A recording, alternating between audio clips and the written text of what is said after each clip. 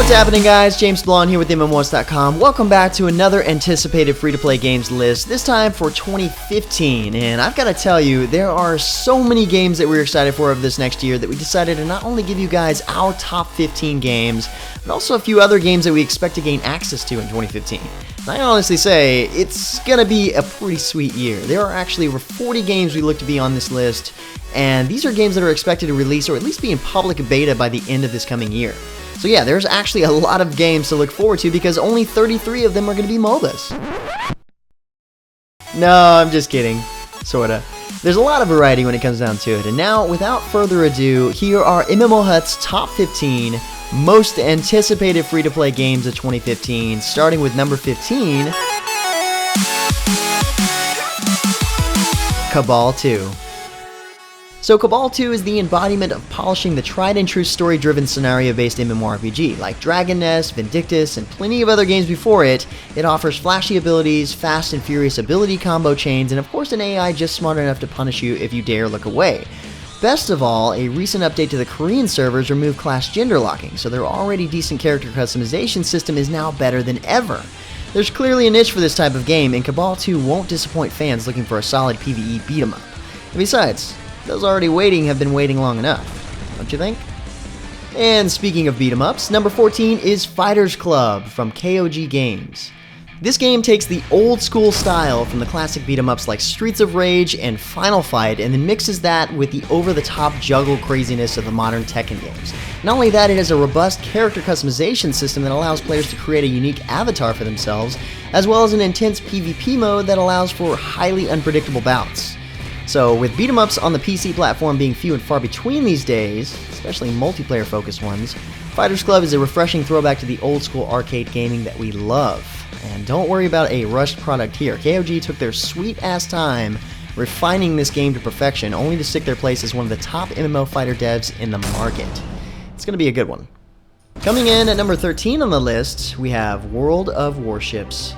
This is the real deal naval combat PvP game, pushing every tactical element you can imagine. Try to just think what it might be like for the programmers in this game and how long it might take to, say, animate the over 100 turrets turning and activating at various times on the Yamato battleship. Pretty insane, and that's not even scratching the surface on the level of detail and historical accuracy Wargaming is throwing at this project. To outdo even themselves, honestly. You and your team will be looking out for 4 different types of carrier bombers, spread and focus fire shells, and every formation of undersea torpedo fire ever invented, all while trying to retaliate with your own artillery. With the promise of more mode types than any other Wargaming title prior, World of Warship is sure to keep the hardcore team-based military gamers engaged for many years to come. And if it's not a World of Warships you want, then maybe it's a World of Speed, which flies in at number 12. World of Speed is the closest thing to a true MMORPG as it comes, with team missions requiring you to not only win, but achieve specific goals to rack up bonus victory points. Tanky cars will be smashing key opponents off the track, slick DPS cars will be pulling insane drifts to outstyle the competition, finesse handlers will open secret shortcuts to blaze new trails, and carries will try to battle through all that chaos to take the checkered flag for themselves. Try and point out another racing game like that in the free spectrum, because we sure can't. This one is free to play, and from the same developers as Need for Speed Shift, so this game is definitely going to lead the pack in terms of racing innovation. It's got the tracks, it's got the cars, and it sure as hell has a spot on this list. Okay, so it doesn't exactly have zombies, but this next one does. Number 11 is H1Z1. Taking ideas from DayZ, WarZ, and so many others, H1Z1 just puts that extra bit of oomph into the gameplay to push everything to that next level. To be direct, it has adaptive and reactive AI that will ensure that no 2 encounters with zombies plays out the exact same way, which keeps things interesting. The map is already huge and will be larger than any other in the genre, and plans to not just be adding endless filler forests or lakes in order to make that happen. The entire world is a living ecosystem where everything from the zombies to the wolves need to eat in order to survive, so you can expect some crazy encounters, a realistic and terrifying day and night cycle, along with some amazing weather effects to go along with that, and of course impressive physics. You might even set fields and trees on fire in order to escape death. Who knows, but that's actually what has us excited, especially since early access starts in the first month of 2015. Now these next two are probably going to be neck and neck competitors. Number 10 is Saga. Yeah, we know, Minecraft, Minecraft everywhere. These sandbox voxel-based games might be popping up almost fast enough to not notice how many MOBA games are being made. Yeah, probably not. But Saga seems to be adding a few more things we haven't seen just yet. Not only can you build and craft, you can trade for materials used to modify tools or even create your own handmade weapons and armor. Right off the bat, we see PvP combat, which is really nice, and dual-wielding weapons and tools. How cool is that? The art style is excellent, and from the gameplay videos released already, it seems like a very polished game in its current state. Yeah, I guess you could say it's just another clone, but it's pretty clear you'll be missing out not to give this game a try. And likewise, of course, we have Trove at number 9. So Trove is already in open beta. We probably are going to see the launch in the next few months, honestly. And that's why we put it above Saga on the list, because we know so much more about the game. We've played the game, and we know it rocks. And it keeps getting cooler with the ice stage. Pun intended. Along with plenty of other features being put into it to better adapt to the player-wanted experience. It's set up perfectly as a free-to-play game. It's so rewarding. You play it how you want to, and unlike a different well-known Tryon Worlds game, the developers on this game actually listen to their players, so we can surely expect a nice path for Trove this coming year and beyond. Who knows what they'll have in store for launch. Another game that took us for a surprise recently is King of Wushu at number 8. Okay, so details on King of Wushu are still really scarce, so this game is probably our biggest gamble on the list, as it could be shockingly amazing, a total dud, or anywhere in between once we actually get our hands on it. So a spot right in the middle of the list seems just about right. But what we do know is the game is building on the established and unequaled martial arts skill systems of Age of Wushu, with various champions representing stereotypes from each school present in the sandbox MMO. Combine this with tried and true MOBA elements, a third-person system with tons of aimed skill shots, enough aerobatic crap and shiny effects to make you puke, throw that into the CryEngine 3 washing machine, and you're sure to get something worth looking at. We'll actually have to wait to see if it's something worth playing. But until then, we can't help but drool a little as each reveal trailer continues to show us more and more attention to character detail and skill effects unheard of in the MOBA world. At least from this perspective anyway. This next one has also been semi-available to the public for a while now, and it's one of my personal favorites. Number 7 is Nigah. Psyonix went a little risky in the beginning there, taking the legacy of Kane's storyline and pinning it to an entirely different type of game, but come to find out, in my opinion, it worked.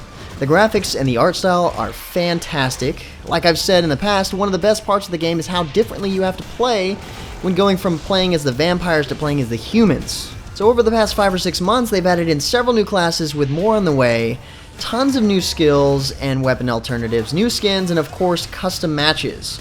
So the game has become a one-of-a-kind for sure, and there's no doubt it's on this list. Now, it just needs to go open beta and then launch soon, like it said it would. What's the holdup? Also going for uniqueness is Battlecry, number 6. Battlecry is violent, gory, and unforgiving. Hash together some uncommon ideas, crazy weapons, a third-person battle arena, and incredibly fast combat, and you've got a recipe for either success or failure. And if we hadn't snuck into the Bethesda booth at E3, we might not believe anyone pulled it off so well. When you're not spraying the screen with blood, hopefully someone else's, you'll be diving, rolling, rocketing, and grappling around a map, and every map pushes or pulls your nation one step closer to the ultimate victory. And if that's not enough to get your blood pumping, the sound distortion effects and visual blur replacement to the standard health bar should do the trick. This is the only game that we've ever seen throw players into such a bloodlust that they forget to breathe and lose eye focus during intense 1v1 encounters. And if Battlecry can compare that rush with balanced gameplay and engaging maps, then it just may be the biggest surprise hit of 2015. Just saying. Pretty much head of the hype train lately is Skyforge at number 5. Those new to the MMO scene or just easily hyped may see the info on Skyforge and flip out. This is going to be the best MMO ever, is likely the response. And sure, we can see why. The visuals are stunning, the PvP is promised to be engaging and meaningful, dungeons seem well thought out, and who doesn't love a game promising action combat these days? Classes seem to break apart from the standard mold, as does the story, melding the worlds of fantasy and science fiction in ways seldom touched by generic MMO tales. Top this delicious layer cake with a promise of a ranking system leading to godhood and even addictive follower micromanagement quests you can easily access while slacking off at work, and you've got one hell of a game. With so much going for it, why do we remain cautiously optimistic? Too Good to Be True comes to mind. With the Alliance team behind it, we still expect great things from Skyforge. Easily one of the best MMOs to hit 2015, but some piece of this pie is going to be better on paper than in reality. Mark our words. Blizzard's very own Heroes of the Storm falls in at number 4.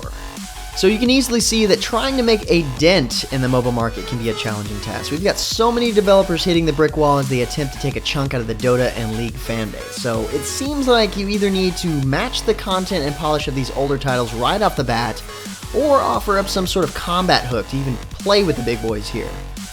Luckily, Blizzard has just the infinite number of resources at their command to come out swinging with both, alongside some of the most recognized franchises in gaming history to boot. This game is all about the map variety and what each one brings to the table to change up the gameplay and overall challenge. And at the rate hero reveals are showing up, I wouldn't be surprised to see a roster of 40 or more heroes by launch. Not to mention the interesting new playstyles they're offering up. All that with Blizzard's signature addicting level systems in place and meaningful yet simplified match progression, giving you options for skills and ultis as you go along. You've got a game that even non-MOBA players will want to pick up. And honestly, if anything that typically resembles a MOBA sickens you, then this next one, you might be in luck. Number 3 is Overwatch. Yep, it's another Blizzard game. But when it appeared at this year's BlizzCon, it instantly won us over with an amazing gameplay trailer combined with CGI that could probably make Pixar green with envy. They're essentially making their own sci-fi version of Team Fortress 2 here out of the ashes of Project Titan, and even though this is new territory to them, we've seen that they've never missed when it comes to producing quality games. We all know that. Overwatch is going to focus more on making new characters instead of giving older characters new skill sets or weapons, which means that the characters will have focused development and gameplay.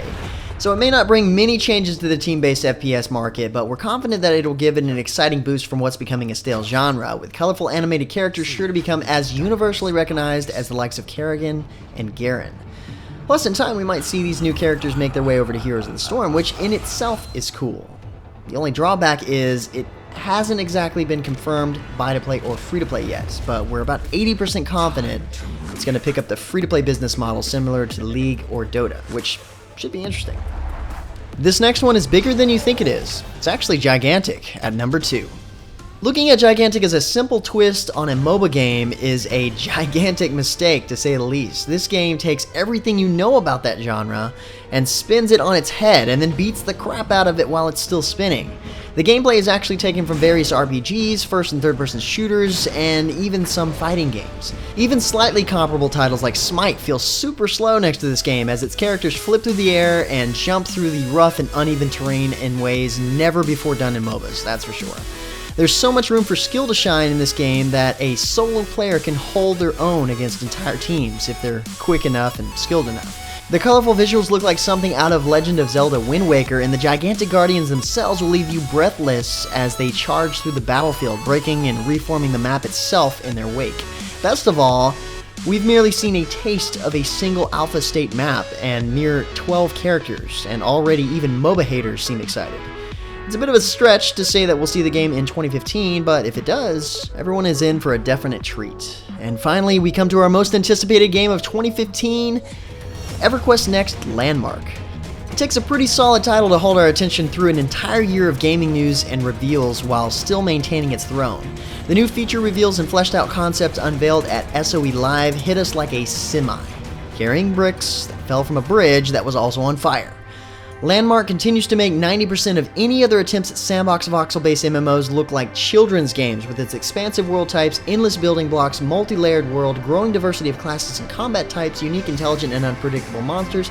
We have half a dozen more commas we can add to the string of features, but I'm starting to think you get the idea. It has the right mix of work to gain materials needed to add a sense of true accomplishment to each structure you build, and if you make it to fight on with friends in PvP, then you feel that much better.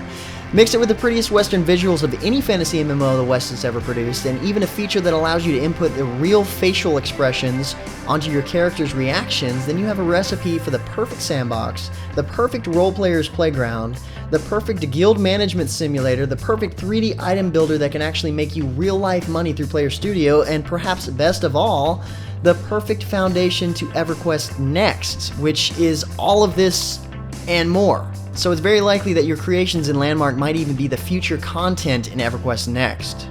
So get in there and leave your mark in what's not only the most anticipated game of 2015, but probably the last quality free MMO you'll see before the MOBA apocalypse comes crashing down on your skull. Build your walls, winter is coming. And there you have it. But guys, please realize that just because a game that you're thinking of in your head right now didn't make it on this list doesn't mean that we're not excited to see it. Nor does the order of this list truly matter. In the end, it's all a matter of opinion. Your opinion. But I did want to mention there are several games that we're hoping to see more of this coming year, but can't quite say for sure we'll see them in 2015. Kind of like EverQuest Next, we have no idea yet, and if we did, they would have been on this list for sure. For example, we recently found out that Black Desert is set to launch officially in North America and Europe in 2016, but we're thinking that's early 2016, and that we might actually have access to open beta, or at least closed beta, by the middle to end of 2015. So we're still excited for that. Same thing goes for Kingdom Under Fire 2. We almost saw this game head west this past year, so we're thinking it might surprise us in 4 or 5 months. Or at least we hope it will. Another one is Blade and Soul. Just when a lot of you guys start to give up on the wait for a game like this, it comes out of the blue like Cabal II, and we're hoping that Blade and Soul will do that. Now, I'm personally looking forward to Hunt, Horrors of the Gilded Age. I wanted it on this list so bad, but we haven't actually heard anything new on this game since June, so I'm only hoping to try the game in 2015. Or, on top of that, we have the official relaunch of Dungeon Fighter Online that a lot of us can look forward to, with supposedly a lot of new content and features. So no matter what you're looking forward to, it seems like 2015 is actually going to be a fairly decent year. 2016 probably a little more so, with games like Tree of Savior, Bless, EQ Next, and Lost Ark showing up, but we're probably going to have to wait a little while for those. Either way, guys, thanks for watching. Have a great rest of 2014, and be sure to look forward to 2015 no matter what the reason is. By the way, we are so close to 400,000 subscribers, and we wanted to tell you guys thank you so much for watching this past year. Be sure to like and subscribe for even more awesome videos to come in 2015. Hit the description below for more information on the games in this list, and until next time, guys, that's going to be it for me. I'm James Blonde. See you out there, gamers.